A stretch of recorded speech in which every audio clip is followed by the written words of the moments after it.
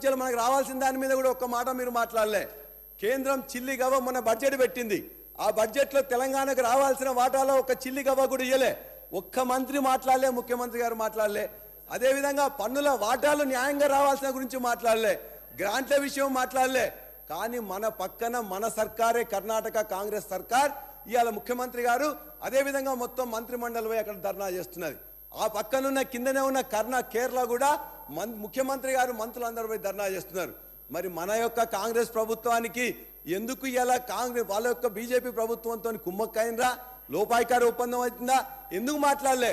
ఒక్క పైసా కూడా నీకు చిల్లిగా వేయకపోతే, అన్యాయం జరుగుతుంటే మీరందరూ మాట్లాడలే. మీరు ఉన్నట్లయితే మీతో పాటు మేము కూడా కలుస్తాం, ఖచ్చితంగా అక్కడ కూడా వెళ్తాం. మీకు నిజాయితీ ఉన్నట్లయితే మన పైసలు న్యాయబద్ధంగా అక్కడి నుంచి రావాల్సిన వాటిని ఖచ్చితంగా కేంద్ర ప్రభుత్వాన్ని నిలదీయాలి, వాళ్ళ దగ్గర నుంచి మన వాటిని రావాలి. దాన్ని మీరు లోపాయికార ఒప్పందం చేసుకుంటే మాత్రం తెలంగాణ సమాజం